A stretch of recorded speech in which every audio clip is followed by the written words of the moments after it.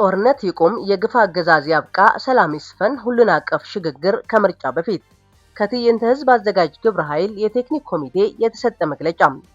በአሁኑ ወቅት ሀገራችን ኢትዮጵያ በቅርብ ዘመን ታሪኳ አይታው በማታውቀው መጠነ እጅግ አሳሳቢ በሆነ የህልውና አደጋ ላይ ነች። ላለፉት 7 ዓመታት በሀገራችን በተካሄደው ህዝብ ጨራሽ የእርስ በርስ ጦርነት ምክንያት በሚሊዮን የሚገመቱ ዜጎቻችን ማለቃቸው፣ በቢሊዮን የሚገመት ሀብትና ንብረት መውደሙ አልበቃ ብሎ አሁንም እንደገና ወደ ሌላ ከፍተኛና ቀጠናዊ ጦርነት ውስጥ ልንገባ ተቃርበናል። ይህ ከፊታችን አፍጥጦ እየመጣ ያለው አደጋ ያለ ተጨባጭና ፈጣን የትግል እርምጃ በቀላሉ ሊቀለበስ አይችልም። በህግ ማስከበርና በባህር በር ጥያቄ ሰበብ እየተጎሰመ ያለው ጦርነት ከፈነዳ ሀገራችን መንግስት የለሽ ወደሆነ ሁለንተናዊ ቀውስ መግባቷም የአፍሪካ ቀንድም የቅርብና የሩቅ የውጭ መንግስታት የውክልና ጦርነት አውድማ በመሆን መቋጫ ወደሌለው ትርምስ እንደሚገባ ጥርጥር የለውም። ይህንን እውነታ የተገነዘብን ኢትዮጵያውያን ወደ ተጨባጭ የህዝባዊ እምቢተኝነት ትግል ለመግባትና እየመጣ ያለውን አደጋ ለመቀልበስ የሚያስችል የሐሳብ ዝግጅት ላለፉት 3 ወራት ስናካሂድ ቆይተናል። አሁን ላይ የሐሳብ ዝግጅታችንን አጠናቀን ወደ ተግባራዊ የትግል እንቅስቃሴ ለመግባት የሚሰራ አንድ ግብረ ኃይል አቋቁመናል። ግብረ ኃይላችን በተለያዩ ተቋማትና ታዋቂ ግለሰቦች የተውጣጡ 25 የምክር ቤት አባላትና 7 የቴክኒክ ኮሚቴ አባላት አሉት። ሁሉን አቀፍ በሆነ አግባብም ኢትዮጵያን እንዲመስልና ሰፊ ማህበራዊ መሰረት እንዲኖረው ተደርጎ የተቋቋመ ግብረ ኃይል ነው።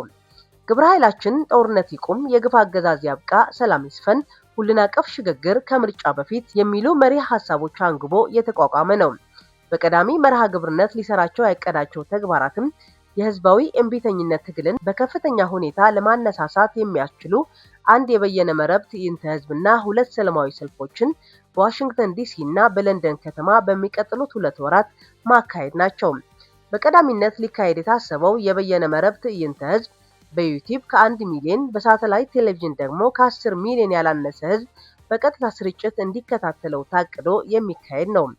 በቀጣይም በዋሽንግተን ዲሲ እና በለንደን የሚካሄዱት ሰላማዊ ሰልፎችም ኢትዮጵያውያን ከብዙ ዓመታት በኋላ ለመጀመሪያ ጊዜ በብሔር፣ በሃይማኖትና በፖለቲካ ርዕዮተ ዓለም ሳይለያዩ በብዙ ሺዎች በሚቆጠር መጠን በገፍና በጋራ ወጥተው የሚሳተፉባቸው በአይነታቸውም ልዩና ታሪካዊ ሰልፎች እንዲሆኑ ታቅዶ እየተሰራ ነው።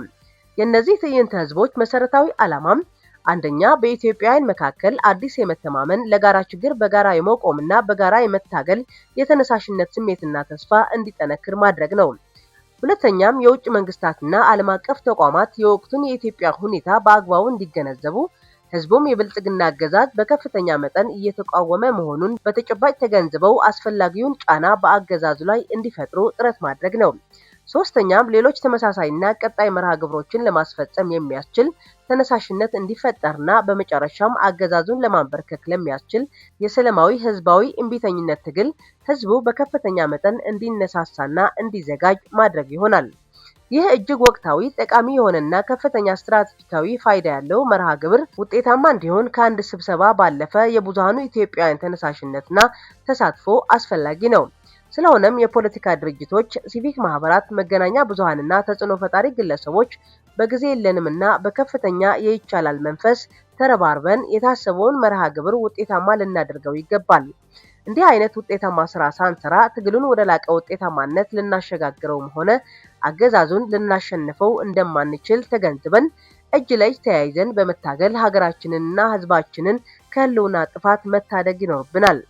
የፊታችን ማክሰኞ የካቲት 17 ቀን 2018 ዓ.ም በኢትዮጵያውያን አቆጣጠር ከአመሻሹ 12 ሰዓት ላይ በዋሽንግተን ዲሲ ደግሞ 4 ሰዓት ላይ ጀምሮ የግብረ ኃይላችን ተወካዮች ትዕይንተ ህዝቦች መቼና እንዴት ሊካሄዱ እንደታሰቡ ለመገናኛ ብዙሃን ዝርዝር ጋዜጣዊ መግለጫ ይሰጣል።